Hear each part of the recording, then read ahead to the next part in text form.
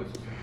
저 이거 살짝 비방용인데 괜찮아요. 그 회식하실 때 진짜 원수를 드시는지 저희는 너무너무 먹고 싶죠.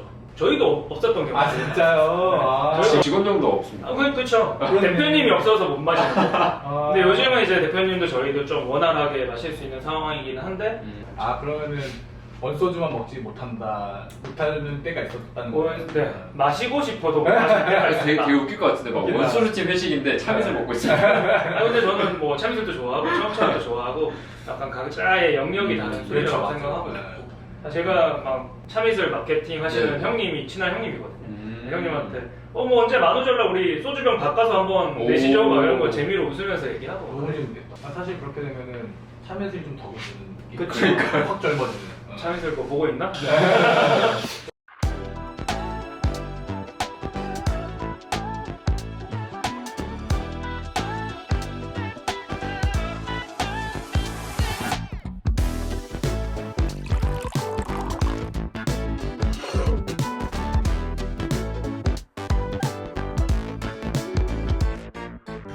빠른 세상에서 잠시 멈춰서 브랜드를 생각할 수 있는 이곳, 브랜드 브루어리의 호스트를 맡은 부만남입니다.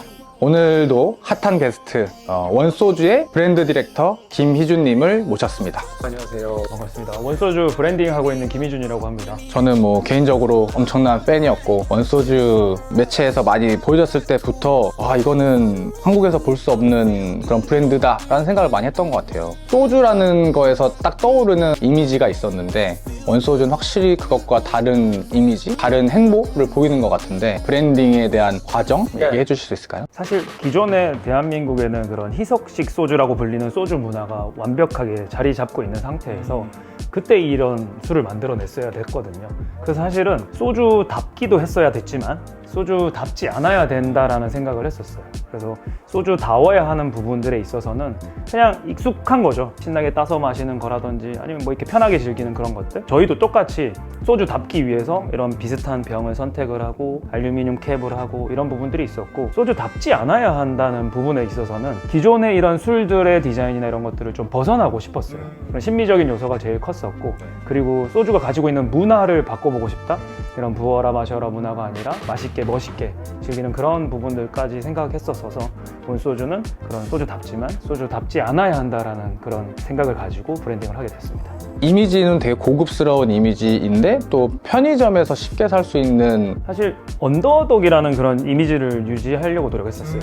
제가 일단은 주류 경험이 없잖아요. 다른 주류들이 하는 걸 그대로 따라간다면 이건 무조건 필패를 할 거라고 생각을 했거든요. 그래서 그들이 하지 않은 다른 선택들을 계속 해왔고, 특히 뭐 편의점 유통에 대한 이야기를 많이 하시는데 원소주가 작년 초반에 런칭되자마자 희소성을 확 잡았잖아요. 근데 이 희소성을 뭔가 찔끔찔끔 보여주는 것보다는 확 대중들이 느끼게 해주고 싶었어요. 대중이 받았는데 희소한 느낌. 근데 그 파트너는 편의점만한 파트너가 없더라고요. 우리 술은 그런 편의점이란 공간에 들어가도 프리미엄한 그런 소주의 느낌을 분명히 낼 수 있을 거라고 생각을 했고, 그리고 우리가 원하는 그런 타겟들은 편의점에서 사는 구매마저도 좀 즐겁게 느껴줄 수 있을 거라고 생각을 해서 그런 유통가에서 선택하게 됐었습니다. 그리고 아마도 많이 들으셨을 것 같은데 박재범이라는 너무나도 유명한 분이 대표로 되어 있기 때문에 박재범 덕을 봤다라는 얘기를 많이 할 것 같은데요. 점점 뒤로 나오는 건지 아니면 같이 더 어필이 되는 건지 계획 같은 게 있으면 좀. 원소주는 박재범 대표님의 소주가 맞고, 사실 그거를 뭐 굳이 숨길 이유도 없고 오히려 자랑스럽게 얘기할 정도로 그냥 대표님 덕을 당연히 봤죠. 근데 대표님 덕만 봤느냐에 대한 이야기도 할 수 있을 것 같거든요.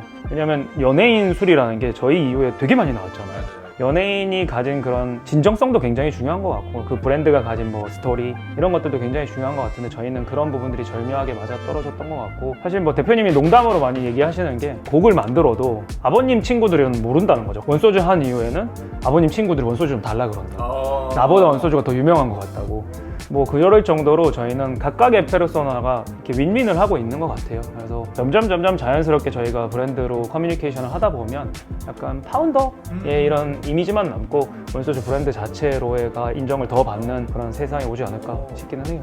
그게 약간 브랜드들, 기업들이 알려지는 여러 가지 방법 중에 하나인 것 같은데 또 한 명의 영향력으로 시작돼서 브랜드에 대한 거에 관심도와 그게 싹 넘어가는 이런 그림이 많이 그려지는 것 같아요, 요즘에. 뭐 외국 브랜드들 중에도 카사미고스나 뭐 에이베이션신이나 대부분 그런 과정들을 거쳐서 그냥 술만 남잖아요.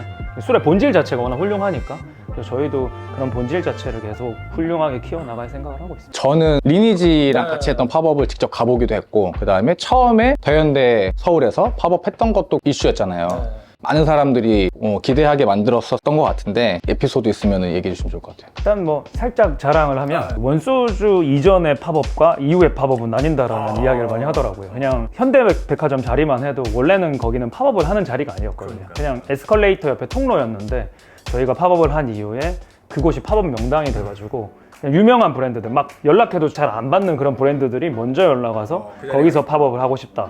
아무튼 뭐 그 팝업 이후에 사실 대한민국이 약간 뭐 이런 표현도 조금 그렇지만 팝업의 천국이 됐죠. 맞아요. 예. 특히 주류 브랜드는 팝업하고 편의점 유통하고 마치 이게 공식처럼 됐잖아요. 공식을 살짝 만들었다는 그런 술의 정석?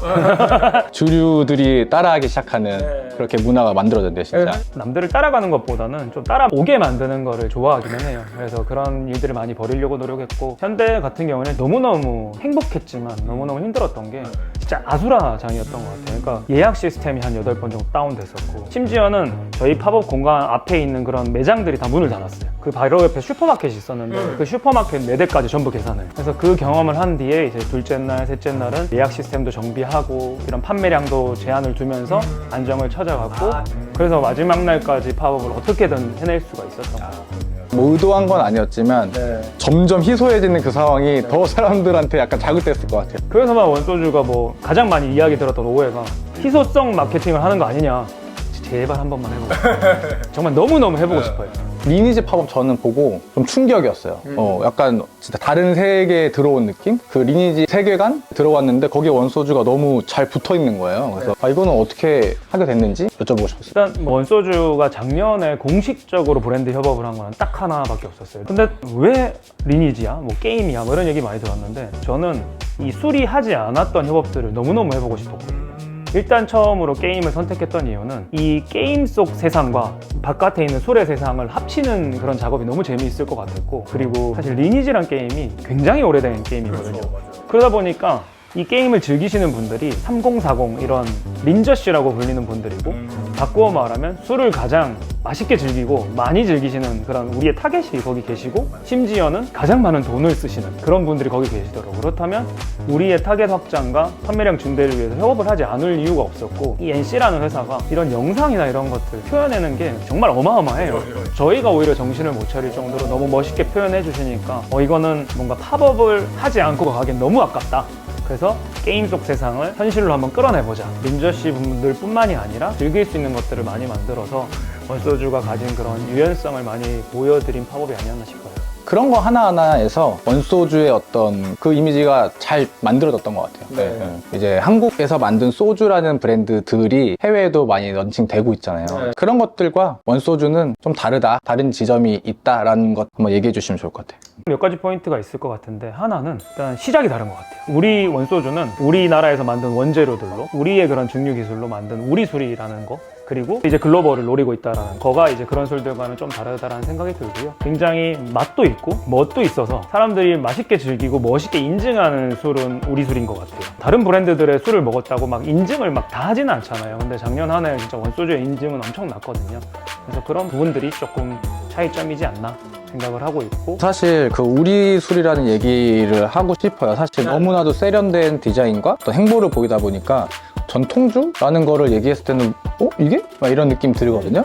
근데 이 명함을 받았을 때도 농업회사 법인 이렇게 써 있거든요. 원소주 회사가 농업회사 법인이라는 게 너무 힙하지 않나요? 더 힙한 것 같긴 해요. 원소주는 강원도 원주에 양조장이 있고요. 그리고 강원도에 있는 원재료들로 생산을 해서 원이 계속 나오네요. 강원도 원주의 원재료, 원소주. 사실 노렸습니다.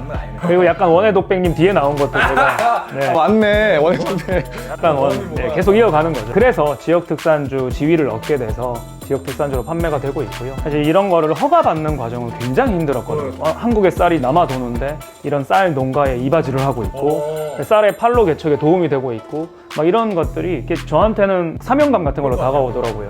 그래서 올해도 수출 열심히 해서 진짜 농가들이 걱정 없이 쌀 생산할 수 있도록 뭐 이런 거 한번 해보고 싶다. 그러네요. 이제 해외로 수출을 하게 되면 그 재료는 국내에서 다 써야 되고 국내 농가가 또 활성화 될 수밖에 없겠네요. 오, 또 이렇게 애국하는 브랜드였군요. 대표님 그 힙합 라인 중에 뭐 BTS, 봉준호, 손흥민, 제이팝 렛츠고 있잖아요. 네. 저희는 약간 그런 느낌 가고 싶거든요. 이어지는 것 같은데 원소주가 최종적으로 어떤 브랜드로 좀 기억이 되면 좋겠는지 상상하시는 게 있을까요? 사실 저는 국가대표 소주 뭐 이런 걸로 가고 싶어요. 수출 잘하고 외화 잘 벌어오고 우리 술이 이렇게까지 할 수 있다는 걸 보여드리면 자연스럽게 좀 그런 부분들이 따라올 수 있다고 생각하거든요. 그래서 BTS나 손흥민 선수처럼 이 정도의 그런 우리 술이 된다 그러면 뭘 해도 막 응원해 주실 것 같다는 생각이 좀 있어요. 그런 단계까지 한번 열심히 수출해보고 싶습니다. 제일 먼저 가는 나라는 어디예요? 미국, 동남아, 중국, 일본, 캐나다, 렛츠고. 단계별로 미국부터 이제 시작을 하고 있고 우리가 항상 이야기하는 게 컬처잖아요.